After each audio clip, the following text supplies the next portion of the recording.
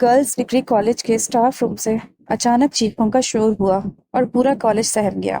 Weekend के बाद मामूल के मुताबिक कॉलेज पीर को खुला। स्टूडेंट्स और स्टाफ सुबह सवेरे आने लगे। हर चीज मामूल के मुताबिक थी। जब मिस शीला ने अपना सामान रखने के लिए अलमारी खोली तो वो चीखें मारती हुई पीछे हटी और गिरकर बेहोश हो गईं। आनन फानन स्टाफ रूम में मौजूद दीगर असातिज़ा मिस शीला की तरफ लपके और उनको संभालने की कोशिश करने लगे, लेकिन जैसे जैसे उनकी नजर अलमारी के अंदर जाती सबकी चीखें निकल जाती। दो चार हालत गैर होने पर वहीं ढेर हो चुके थे। पूरे कॉलेज में भूचाल सा आ गया था। कुछ टीचर उल्टियां करते स्टाफ रूम से बाहर भागे और कमजोर दिल चकराकर वहीं दरवाजे में गिर गए। प्रिंसिपल भी खबर मिलते ही तकरीबन भागता हुआ स्टाफ रूम में आया और वहां का मंजर देखकर बड़ी मुश्किल से खुद को संभाला और पुलिस को कॉल की। एक इंस्पेक्टर और चंद एहलकार मौके पर पहुंच चुके थे। उन्होंने आते ही स्टाफ रूम खाली करवा लिया और स्टाफ रूम को चारों तरफ से सील कर दिया। इंस्पेक्टर तक ये मंजर देखकर सहमा हुआ था और उसके माथे पर पसीने और चेहरे पर परेशानी के असर नुमाया थे।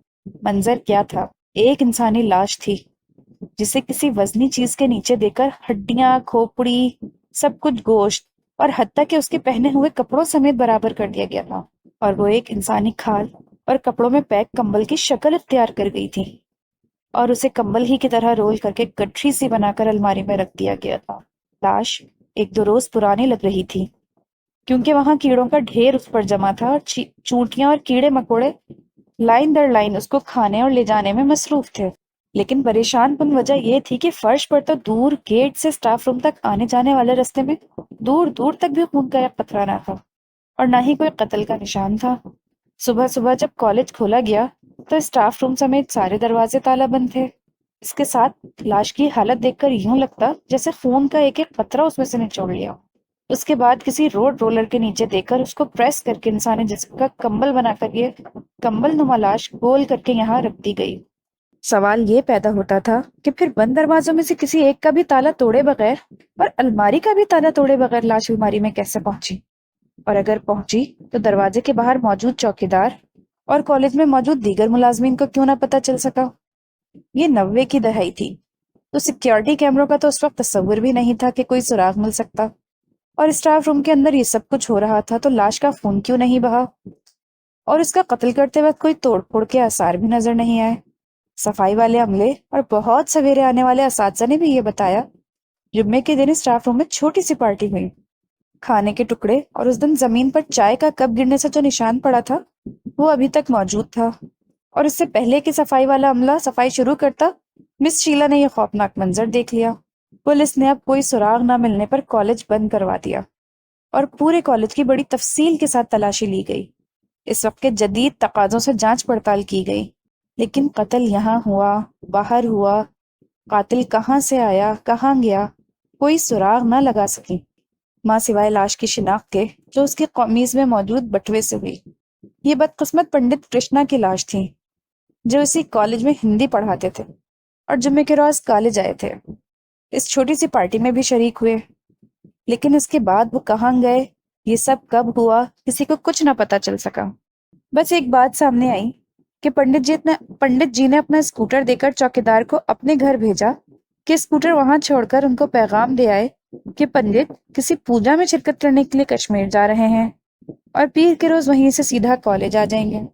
चौकीदार के मुताबिक पंडित के घर से होकर आने में उसे कोई 1.5 घंटा लग गया। इसने रास्ते में चाय पी और खाना भी खाया। इसके बाद वो कॉलेज आया, एक एक करके कैमरे चेक किए और ताला लगाकर बाहर अपने कमरे में आ गया। उसके बाद कॉलेज की इमारत पर 2 दिन ताला पड़ा रहा, न कोई आया न गया। पुलिस ने अपना हर हरबा आजमाया, लेकिन कोई भी शख्स अपने बयान से ऊपर नीचे नहीं हुआ। सबका बयान जूं का तू रहा। इन्हीं चक्करों में हफ्ता भर गुजर गया। कॉलेज के साथ साथ पूरे शहर में भी इस लर्जाखेज और फलनाक कत्ल की दहशत तारी थी।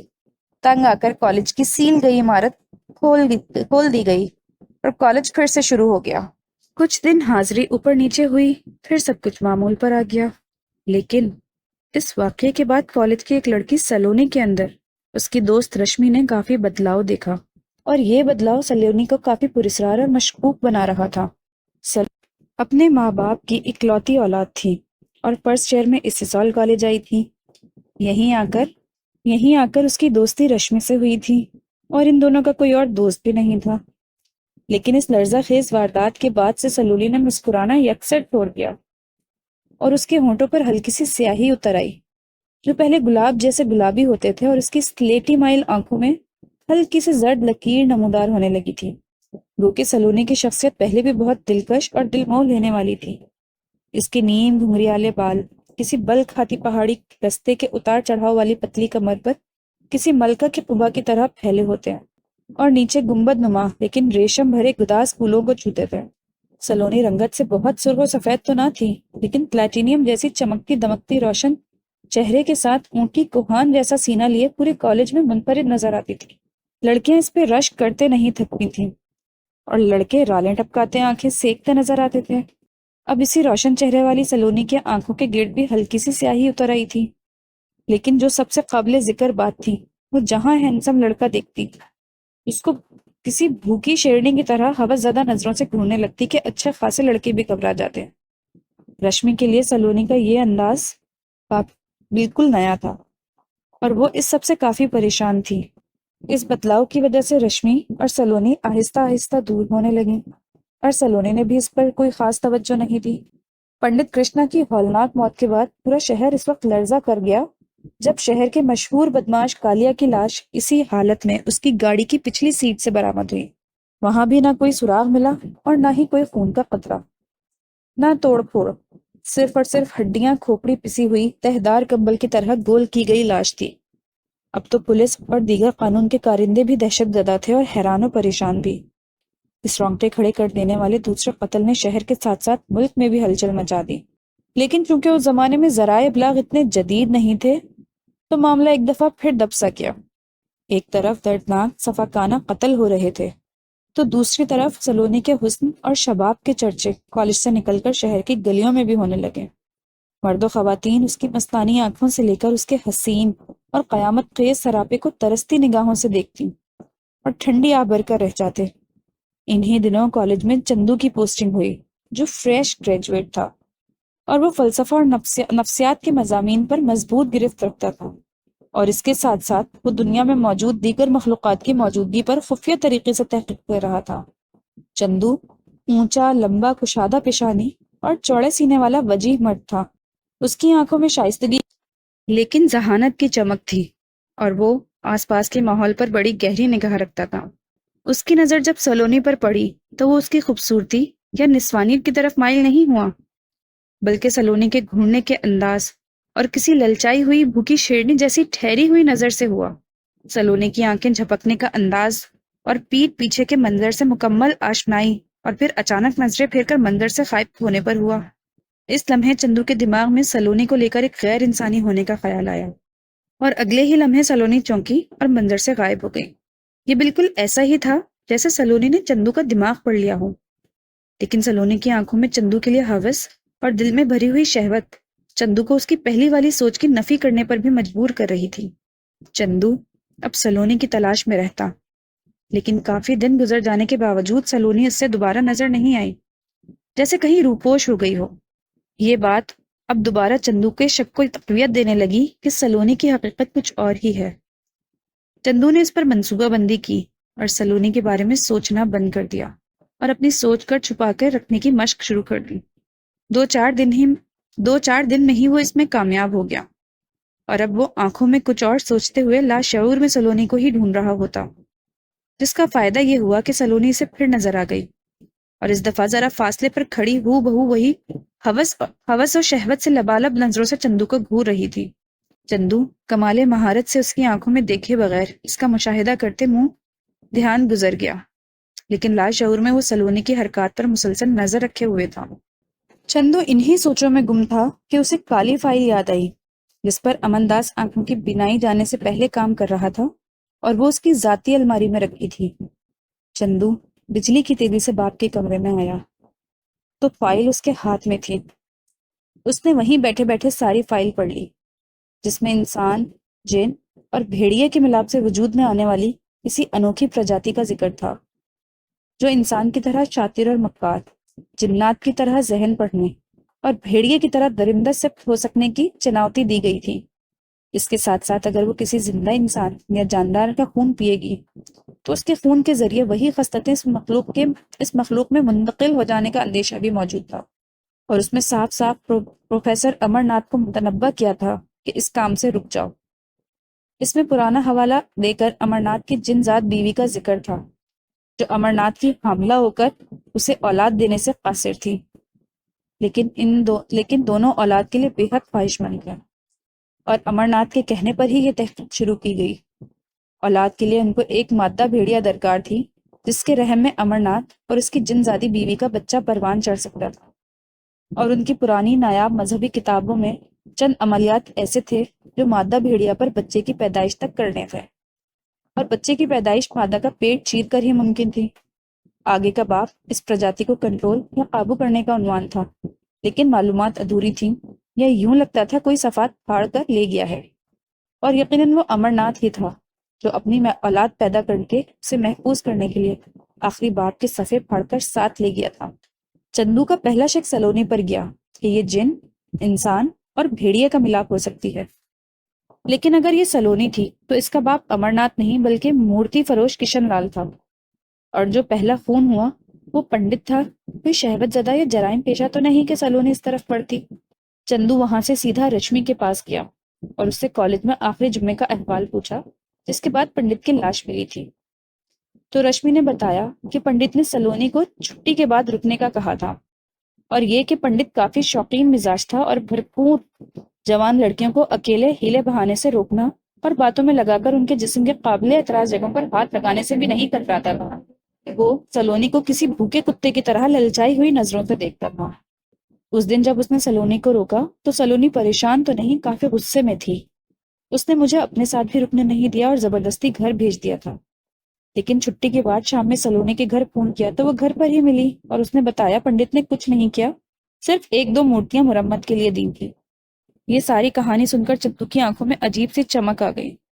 اب تو اسے یہ یقین ہو چکا تھا کہ یہ سلونی ہی ہے، لیکن اس بات کی تصدیق کے لیے اس کے اصلی ماں باپ کا پتہ لگانا ضروری تھا، کیونکہ ان کے پاس سلونی کی بھیڑیے ماں کی عملیات کے زیر اثر لاش تھی، اور اس کے جادو کی کارڈ سے ہی سلونی کو اصلی حالت میں واپس لایا جا سکتا تھا، اور وہ کارڈ کیا ہو سکتی تھی یہ پتہ کرنا اس سے بھی زیادہ ضروری تھا۔ اب چندو نے سلونی کا 24 گھنٹے پیچھا کرنا شروع کر دیا۔ میں دیکھا کہ سلونی رات گئے گھر سے نکلی اور بڑی سڑک پر آتے ہی چہرے پر کیٹ وومن جیسا نقاب چڑھا لیا ہے۔ وہ بہت خوبصورت لگ رہی تھی، اس کا سڈول اور ریشمی بدن اس کی چست لال قمیص میں غیظ و غضب ڈھا رہا تھا، اور آنکھیں نقاب کے باوجود چراغوں کی طرح چمک رہی تھیں۔ اس نے نہایت عمدگی سے زلفیں دائیں کندھے سے آگے سینے پر گرائی ہوئی تھیں، جو اس کی چھاتی کے ابھار سے پھسل کر نیچے کمر تک آ رہی تھیں، اور کمر کیا تھی جیسے کوئی نہایت قیمتی کمان شائستگی سے تنی ہوئی ہو، اور اس کے نیچے کا اتار چڑھاؤ اتنا ریشمی تھا کہ نظر تک پھسل رہی تھی۔ سمجھ نہیں آ رہا تھا نیچے ٹھہرے گی یا چڑھائی پر رکے گی۔ اس پر وہ نہایت مہارت سے پھولوں کو دل پگھلا کر رکھ دینے والے انداز میں ہلاتی ہوئی بے باک چلی جا رہی تھی۔ سڑک پر زیادہ ٹریفک نہیں تھی، اکا دکا گاڑیاں، کچھ اسکوٹر اور دو چار سائیکل رکشے آ رہے تھے۔ گھر سے کافی دور آنے کے بعد سلونی ایک سائیکل رکشہ پر سوار ہو گئی تو چندو نے بھی اسکوٹر کی رفتار بڑھا لی۔ سلونی کا ریڈار اسے خبر دے رہا تھا کہ کوئی ہے جو پیچھا کر رہا ہے، لیکن وہی سوال کہ کون؟ خیر، وہ ہمیشہ کی طرح اپنا وہم سمجھ کر شہر کے سب سے بڑے شراب خانے میں پہنچ گئی۔ کچھ دیر بعد سلونی شراب خانے سے باہر آئی تو اس کے پیچھے تقریباً 6 اونچے قد کاٹ اور مردانہ وجاہت والے نوجوان تھے، جو بالوں کے سٹائل سے فوجی معلوم ہوتے تھے۔ وہ شراب کے نشے میں سلونی کی قاتل جوانی سے لطف اندوز ہوتے ہوئے ایک فوجی گاڑی میں سوار ہو گئے۔ سلونی ان کے درمیان ایسے پھنسی ہوئی تھی جیسے بھیڑیوں کے غول میں ہرن پھنس جاتی، تو کوئی اس کی گردن نوچ رہا، کوئی اس کی ٹانگ، کوئی بازو، کوئی کان، غرض جہاں منہ گھسا وہاں نوچ رہا ہو، لیکن سلونی پر مست آنکھیں بند کیے انہیں بہکنے دے رہی تھی۔ چندو اچھی طرح جانتا تھا اگر صبح تک روکا نہ گیا تو یہ فوجی افسر فوج کے قابل نہ رہ جائیں گے۔ اس نے اسکوٹر کی رفتار اور تیز کی، لیکن فوجی گاڑی چھاؤنی کی حدود میں داخل ہو گئی اور ناکے پر چندو کو شناخت پریڈ کے لیے روک لیا گیا۔ تب تک وہ فوجی گاڑی منظر سے غائب ہو گئی۔ چندو کافی دیر تلاش کرتا رہا لیکن کچھ ہاتھ نہ آیا۔ وہ سیدھا چھاؤنی سے باہر جانے والی بڑی سڑک پر آ کر رک گیا۔ اسے پتا تھا سلونی یہاں سے ہی گزرے گی۔ وہی ہوا، نصف رات گزر جانے پر اسے کوئی دور سے آتا دکھائی دیا۔ چندو نے ہیلمٹ پہن رکھا تھا اور اسے فلرٹ کرتے ہوئے لفٹ کی پیشکش کی، جو سلونی نے دلکش مسکراہٹ سے قبول کی۔ وہ پیچھے بیٹھتے ہی چندو کے ساتھ دانستہ لپٹ کر بیٹھی کہ اس کا ایمان بھی ڈولے اور وہ کسی ویرانے کی طرف چل نکلے۔ اگرچہ سلونی کی گرم سانسیں، نرم اور دہکتا ہوا خوشبودار جسم چندو کے پشت پر اس کا موڈ بنانے کے لیے بڑے سرے پیکار تھا، لیکن چندو مضبوط بنا رہا۔ سلونی اسے شراب خانے کی طرف چلنے کو کہہ رہی تھی۔ چندو نے وہاں سلونی کو اتارا تو سلونی ششدر تھی کہ یہ کیسا مرد ہے جو میری لذیذ ترین دعوت پر بھی نہیں بہکا۔ وہ حیرت سے اسے دور تک جاتا دیکھ رہی تھی۔ اگلی صبح شہر میں کوہرام مچا ہوا تھا کہ اس بار 6 فوجی افسران کو اکیلی نقاب پوش حسینہ مکمل نچوڑ کر چھاؤنی کے بیچوں بیچ سے فرار ہو گئی۔ چندو شام کو شہر کے مشہور مورتی فروش کے پاس پہنچ چکا تھا۔ یہ ایک باریش آدمی تھا جس کی لمبی زمبی زلفیں چہرے کے آگے تک پھیلی ہوئی تھیں اور موٹا چشمہ لگا کر آنکھیں اس کے پیچھے ڈھانپ رکھی تھیں۔ چندو اس کا گاہک بن کر ملا اور اس سے انسان نما مادہ بھیڑیے کی مورتی بنانے کا آرڈر دیا، جسے سن کر بوڑھا کافی چونکا اور چندو سے الٹے سیدھے سوال و جواب کرنے لگا۔ چندو کا تیر نشانے پر لگا تھا اور اسے کافی حد تک اس کا جواب مل چکا تھا۔ یہ پروفیسر امر ناتھ ہی تھا جو روپ بدل کر مورتی فروش بن چکا تھا۔ وہ 20 سال پہلے والے 8 سالہ چندو کو کڑیل جوانی میں پہچان نہیں سکا۔ اس کے چونکنے پر چندو نے کھل کر بات کرنے کا ارادہ کیا اور اسے ماضی کے جھروکوں میں لے جا کر پوچھا کہ تمہاری جن ذات بیوی اور مادہ بیڑیا سے پیدا ہونے والی اولاد سلونی ہی ہے نا؟ بوڑھا سٹپٹا کر رہ گیا اور اسے فوراً وہاں سے چلے جانے کا کہا۔ اس پر چندو نے سلونی کی حرکات و سکنات کی ساری تفصیل بوڑھے کے گوش گزار کی اور اسے بتایا کہ ہمیں مل کر سلونی کو اس کیفیت سے نجات دلانی چاہیے، ورنہ شہر میں تباہی پھیل جائے گی اور وہ اپنی اولاد کی محبت میں اس تباہی کا ذمہ دار ٹھہرے گا۔ اس پر بوڑھا غصے سے چیختا ہوا بولا کہ امن داس اپنے دھرم کا بھگوڑا ہو کر امن داس سے عمر بن گیا تھا اور کسی مسلم اسکالر علی کی باتوں میں آ کر اس کے خاندان کی جان کا دشمن بن گیا تھا، اور اس نے اس کی آئی ڈراپس میں تیزاب ملا کر اس کی صرف بینائی چھینی تھی، جان بخشتی تھی۔ وہ چندو کی کوئی بات نہیں سننا چاہتا تھا۔ جب وہ ٹس سے مست نہ ہوا تو چندو نے سلونی سے براہ راست بات کرنے کا ارادہ کیا اور اس کے گھر کی طرف چل پڑا۔ چندو انہی سوچوں خیالوں میں سلونی کے گھر کی طرف جا رہا تھا کہ اچانک اس کے ذہن مسلم اسکالر علی کا کردار آ گیا کہ یہ بندہ کون ہے اور اس کے باپ امن داس نے کب مذہب تبدیل کر کر اپنا نام عمر رکھا۔ اس کے ذہن میں امن داس کا وہ آخری باب گھوم گیا جس میں اس مخلوق سے چھٹکارے کا روحانی علاج کا ذکر تھا۔ وہ فوراً گھر آیا اور اپنے باپ کی وصیت والی فائل میں موجود وہ بند لفافہ کھولا جس کے بارے میں امن داس نے کہا تھا کہ اس لفافے میں اس کی زندگی کی کل کمائی بند ہے۔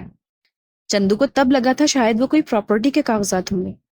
اسے روپے پیسے میں کوئی دلچسپی نہیں تھی، تو یہ سوچ کر سائڈ پر رکھ دیا کہ کبھی ضرورت پڑی تو اس کا استعمال کر لوں گا۔ اب اس نے کانپتے ہاتھوں سے وہ لفافہ کھولا تو اس میں بڑی ترتیب سے نفیس کاغذ کے کچھ ٹکڑے تھے جس پر اس کے باپ کی لکھائی نہیں تھی، لیکن مخاطب اس کا باپ ہی تھا۔ اس نے السلام علیکم سے شروع کر کے اپنے مذہب کی تبدیلی اور نام کا حلف اٹھایا اور اپنے محسن اسکالر علی کے لیے اظہار تشکر کے چند کلمات لکھوائے تھے۔ کسی اور کی لکھائی سے یہ بات تو آیا تھی کہ یہ امن داس یعنی عمر نے بینائی چھن جانے کے بعد اپنے آخری ایام میں تحریر کروایا تھا۔ پھر وہ چندو سے مخاطب ہوا اور اپنا یہ راز اسے کھو دینے کے ڈر سے آشکار نہ کر سکنے پر شرمندگی کا اظہار کیا، اور اپنی تحقیق کے پرانے ساتھی، دوست اور معاون امر ناتھ کے اس کی مذہب بدلنے پر بے وفائی اور بغاوت کا بڑی تفصیل سے لکھا، اور کیسے آنکھ میں ڈالنے والے دوا میں تیزاب ڈال کر امن داس کو رستے سے ہٹا کر امر ناتھ نے اپنی بے اولادی والی محرومی پوری کرنے کے لیے یہ شیطانی عمل کیا۔ اس سارے عمل کی تفصیل وہاں درج تھی جو ان کے مذہب کی قدیم روایت میں ایک جادوئی منتر جنتر کے ذریعے پروان چڑھایا گیا۔ چونکہ ان کا مذہب قدیم ترین تھا تو اس زمانے میں جن ذات، آدم ذات اور دیگر مخلوقات کا روزمرہ کی زندگی میں آمنا سامنا ہونا اچنبھے کی بات نہیں تھی۔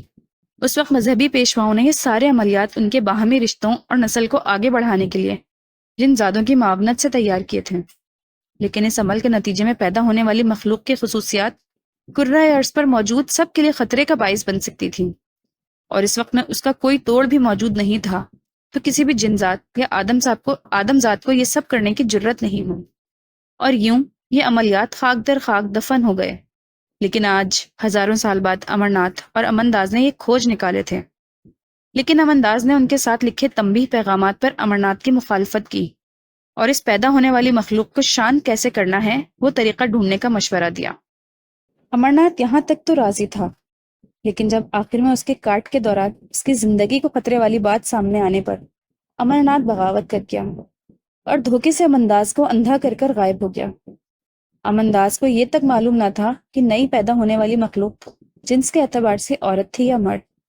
پھر امنداز نے اسکالر علی سے ملاقات کا احوال بیان کرتے ہوئے لکھا تھا کہ وہ اپنے مذہب پر تحقیق کرنے والا بہت ماہر اور قابل محقق تھا، اور وہ بھی ان عملیات کو پتہ لگا چکا تھا، اور اس کی روحانی طاقتوں نے اسے یہ تک خبر پہنچا دی تھی کہ یہ شیطانی عمل کیا جا چکا ہے اور بنی نوع انسان اور جن ذات خطرے میں ہیں.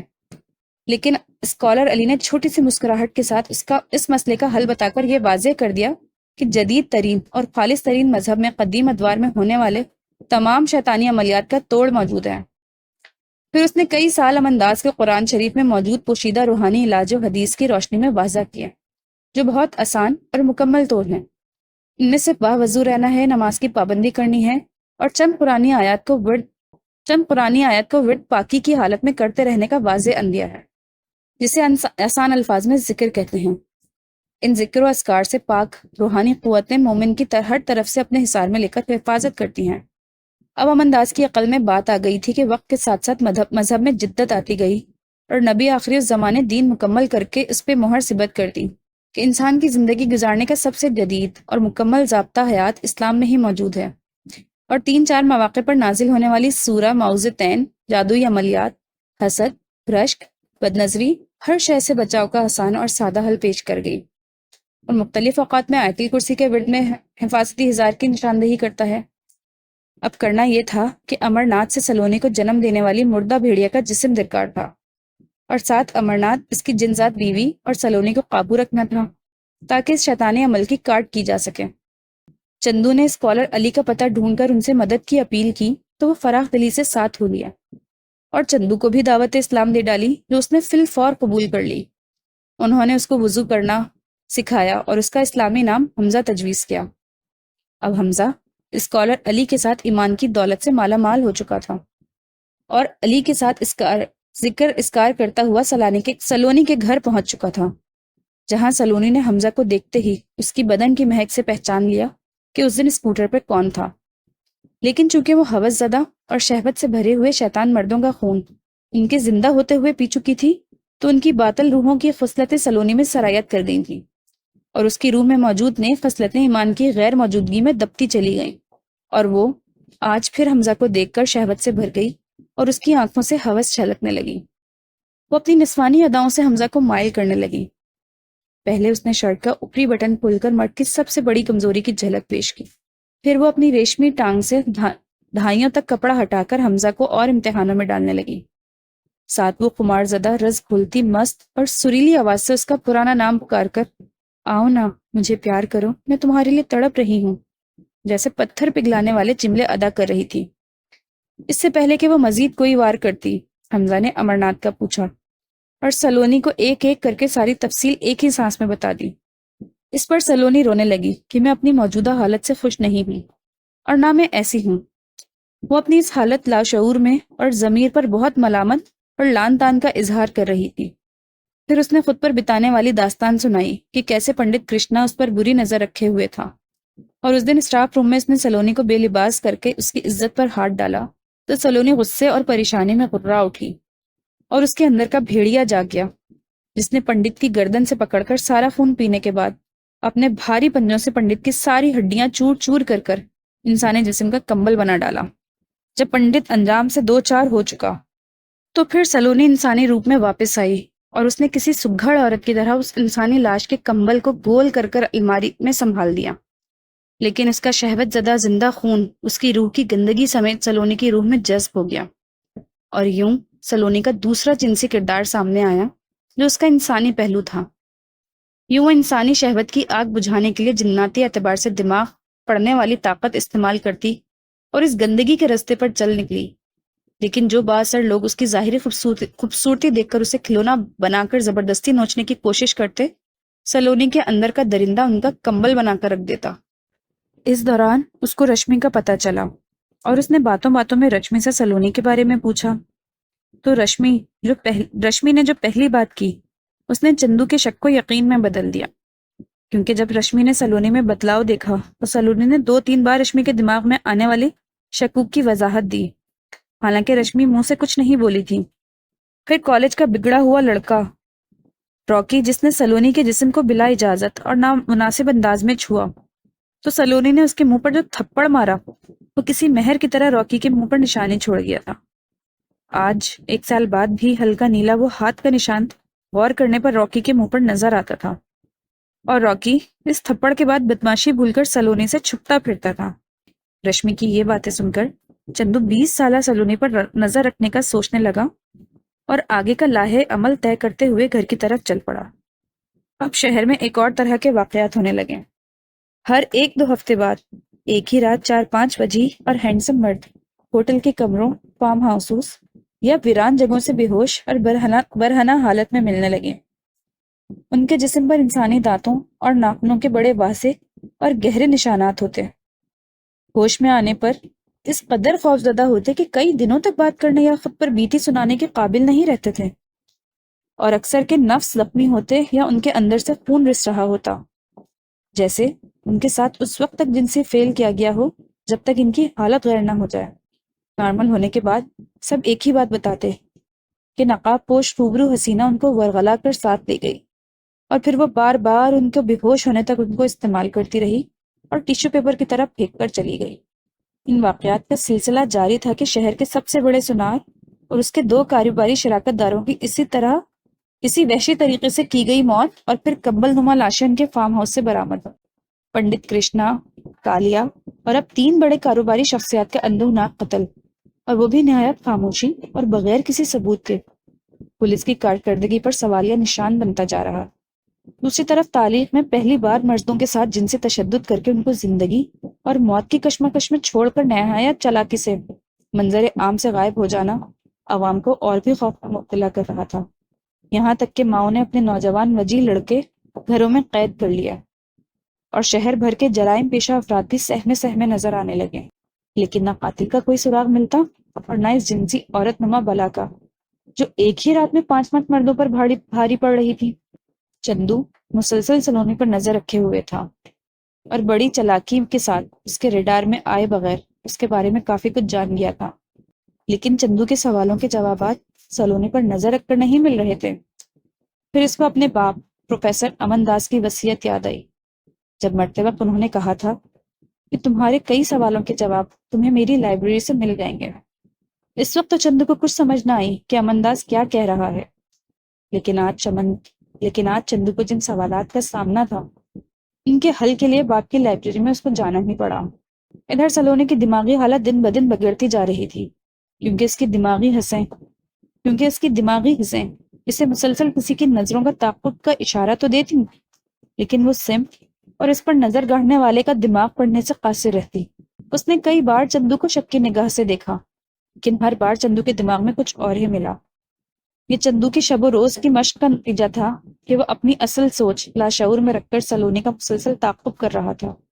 دوسری طرف پولیس نے شہر بھر سے اور آس پاس کے علاقوں سے طوائفیں اور ان کے دلال گرفتار کر ان سے ہر حربہ آزما کر تحقیق کر لی، لیکن ہاتھ کچھ نہ آیا، کیونکہ ایک ہی رات میں 5 مردوں کی حالت غیر کرنا ایک اکیلی عورت کا کام نہیں ہو سکتا تھا، جبکہ نشانہ بننے والے سارے لوگ ایک ہی عورت کا ذکر کرتے دکھائی دیتے تھے، اور وہ اب تک اس قدر خوفزدہ تھے کہ گھروں میں محصور ہو کر رہ گئے تھے۔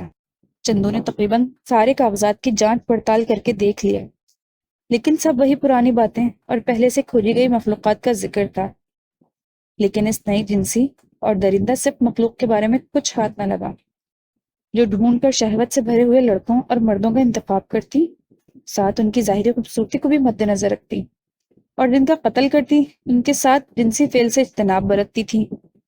پہلا شکار ایک مذہبی اور تدریسی اعتبار سے شریف آدمی، دوسرا کرمنل، اور تیسری واردات میں مرنے والے خالص کاروباری لوگ تھے، لیکن ان سب کی عمریں تقریباً 45 سے 50 کے درمیان تھی، اور جن کو حوث کا نشانہ بنایا گیا وہ 20 سے 35 سال تک کے مرد تھے۔ اس کا ایک حل تو یہ تھا کہ نیک روح والوں کا خون چوستی اور اپنی شہوت پر قابو پا لیتی، لیکن شہوت پر قابو پانے والے لوگ گنتی میں تھے، جو چند ایک تھے۔ ان کی جان لے کر بھی سلونی ضمیر پر بوجھ نہیں ڈالنا چاہتی تھی۔ پھر اسکالر علی نے سلونی کو تسلی دی اور اس سے کہا، تمہاری ماں سے کہو وہ سامنے آ جائے، مجھے پتا ہے وہ یہی ہے، ورنہ میں اسے اپنی روحانی طاقتوں کے بل پر جکڑ لوں گا۔ سلونی نے ماں کو اشارے سے بلایا تو اسکالر علی نے دونوں ماں بیٹی کو سادہ سا حل بتایا کہ اس کالے علم کے زیر اثر سلونی کو جنم دینے والی بھیڑیا ماں کے جسم کے باقیات کو تازے پانی سے دھو کر سورہ معوذتین کا ورد کرتے ہوئے آگ بٹ کرنے سے یہ عمل ٹوٹ جائے گا، اور اگر سلونی کو کچھ نہ ہوا تو اس کی یہ بھیڑیائی کیفیت بھی ختم ہو جائے گی، اور خون کی پیاس نہ ہونے کی وجہ سے کسی کی گندی خصلتیں بھی سلونی میں سرایت نہیں کر سکیں گی۔ اتنے میں امرناتھ نمودار ہوا اور اسکالر علی کے گلے لگ کر رونے لگا۔ مجھے معاف کر دو، میں نے تمہیں غلط سمجھا، میں نے تمہاری تعلیمات کی کھوج اور تحقیق کے کیے بنا قدیم علم کا پرچار جاری رکھا، اور میری وجہ سے یہ سب کچھ ہوا۔ اس کے ساتھ ساتھ وہ سلونی اور حمزہ سے بھی معافی طلب کرتا رہا۔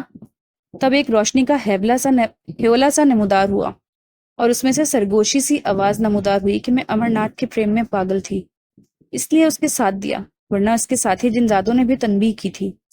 سلونی کی ماں اسی وقت اللہ کی وحدت اور آخری نبوت کی گواہی دیتے ہوئے مسلمان ہو گئی، اور اس نے عظیم الفاظ ادا کیے کہ کوئی بھی دنیاوی محبت عقیدے یا ایمان سے اونچا نہیں ہو سکتا، اگر اس کے اونچا ہو جانے کا خطرہ محسوس ہو تو ایسی محبت ترک کر دو، وہ گھاٹے کا سودا ٹھہرے گی۔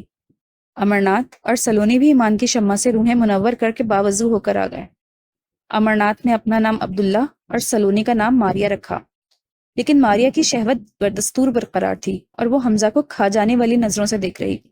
وہ جلدی جلدی گھر کے زیریں خانے میں گئی، وہاں زیریں زمین خانے میں ایک موجود صندوق کھولا تو اس میں بوسیدہ کھال میں سکڑی ہوئی ہڈیوں کے ساتھ مردہ بھیڑیے کی لاش تھی، جس کے پیٹ میں ماریہ یا سلونی کا بیج پروان چڑھایا گیا۔ اب اس لاش کو تازے پانی سے وٹ کرتے دھویا گیا، ناگوار بدبو سے سب کا برا حال تھا۔ پھر خشک لکڑیوں کا ڈھیر آتش دان میں لگا کر سورہ معوذتین کے ورد میں اس بھیڑیے کی لاش کو جلا دیا گیا۔ لاش کے جل کر ختم ہوتے ہی ماریہ بھی گر کر بے ہوش ہو گئی، جس پر عبداللہ اور اس کی جن ذات بیوی رونے لگے، لیکن اسکالر علی نے اللہ کے حضور دعا فرمائی اور ماریہ کی زندگی اور صحت کی التجا جاری رکھی۔ ساتھ وہ اپنا مخصوص ذکر کرتے رہے۔ جیسے جیسے وقت گزرتا گیا، ماریہ کے چہرے پر ابھر آنے والی نیلگوں نسیں مدھم ہوتی گئیں۔ اس نے ایک لمبی سانس جھٹکے سے اندر کھینچی اور ہڑبڑا کر اٹھ بیٹھی، لیکن اب وہ حواسوں پر قائم کیے اور اپنے رکھ رکھاؤ میں تھی۔ شہوت اور ہوس کا وہ شیطانی بخار اتر چکا تھا، اور وہ حمزہ کو دیکھ کر شرمانے لگی۔ حمزہ نے بھی سکا سانس لیا۔ سب نے مل کر اللہ کا شکر ادا کیا۔ علی اور حمزہ مسکراتے ہوئے وہاں سے رخصت ہوئے۔ کچھ دن بعد عبداللہ حمزہ سے ملنے اس کے گھر آیا۔ اس کے مرحوم باپ عمر کو یاد کر کر دیر تک روتا رہا اور معافی طلب کرتا رہا، اور جاتے ہوئے ماریہ کو قبول کرنے کی تجویز رکھ گیا۔ حمزہ نے ماریہ کی منکری کے زمانے کی سب باتیں بالائے طاق رکھ کر نکاح کی حامی بھر لی، اور بہت عظمت والے جملے کہے کہ جب ایمان لانے پر یا توبہ کرنے پر بلا شک و شبہ اللہ سب کچھ معاف کر دیتا ہے تو میری کیا اوقات ہے کہ میں خالق کی رضا کے خلاف جاؤں۔